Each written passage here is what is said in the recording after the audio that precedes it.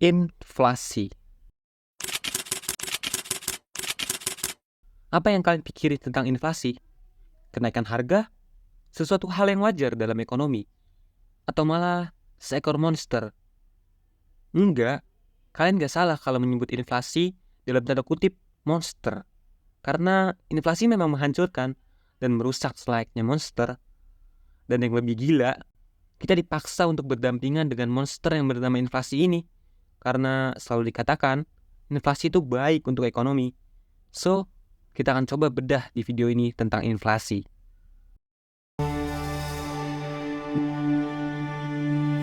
Di sekolah, kita diajarin, inflasi itu adalah kenaikan harga barang dan jasa secara umum dan terus-menerus dalam jangka waktu tertentu. Tapi kita nggak pernah dikasih tahu kalau sebenarnya inflasi itu cara sistem keuangan perampok kita. Kalian bayangin, kalian kerja keras bertahun-tahun dengan gaji UMR, kalian kumpulin tuh uangnya. Tapi setiap tahunnya uang kalian malah berkurang.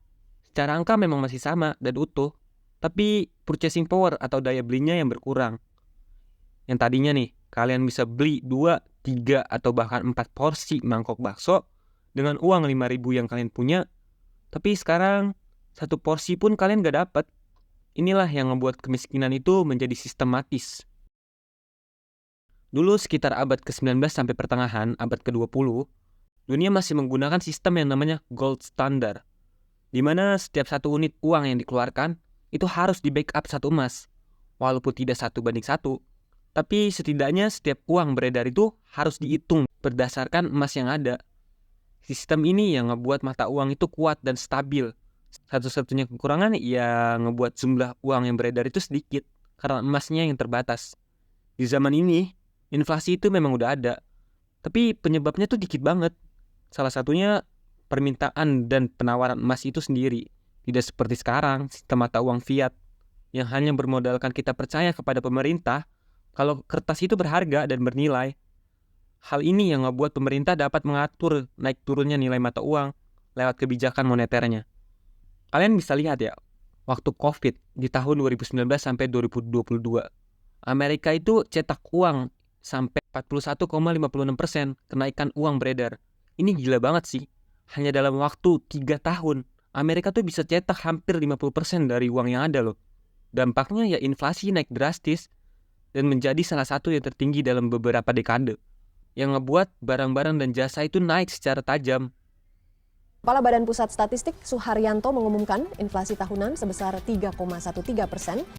Sepanjang tahun 2021, Indonesia mencatatkan inflasi 1,87%. Kalau kalian lihat data inflasi yang dikasih sama pemerintah, itu dalam waktu 5 tahun, angkanya nggak ada yang sampai 6% loh. Bahkan kalau kita tarik lebih jauh, di 10 tahun terakhir, itu cuma ada 1 tahun di mana inflasi Indonesia menyentuh 8% di tahun 2014. Angka itu kalau kita bandingin sama kenaikan yang kita rasakan secara langsung nih, itu bener-bener gak masuk akal. Kalau kalian lihat nih ya, kenaikan beras di 2023 sampai 20% loh kenaikannya per tahun. Dan pendidikan 10-15% per tahun. Gimana bisa? Beras 20%, pendidikan 12%, tapi inflasi yang dikasih cuma 5,51%.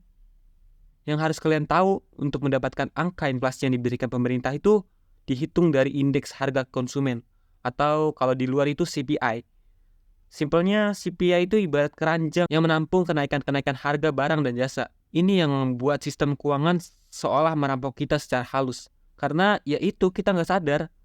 Misalnya, kenaikan harga barang A yang sering kita beli nih, naik 9%. Sedangkan barang B yang jarang kita beli atau bahkan nggak pernah kita beli, itu naiknya cuma 2%. Maka angka inflasi yang didapat tuh turun drastis, jadi 5,5% doang. Inilah kenapa angka inflasi yang dikasih pemerintah itu nggak sesuai sama yang kita rasakan. Harga cabai, beras, dan bahan pokok yang lainnya tuh naiknya tinggi banget. Kalau kalian pengen lihat nilai real dari inflasi, kalian bisa lihat dari kenaikan uang yang beredar di sebuah negara. Atau kalian langsung turun untuk cek kenaikan harga di lapangan. Ini yang sebenarnya lebih gila. Karena di sistem keuangan yang kita gunakan sekarang, inflasi itu emang betul-betul diperlukan. Tapi jika nilai realnya itu betul-betul di angka 3% ya, bukan sekedar omong kosong. Karena kalau harga malah pada turun, yang akan terjadi malah akan menghadapi krisis baru, yaitu deflasi.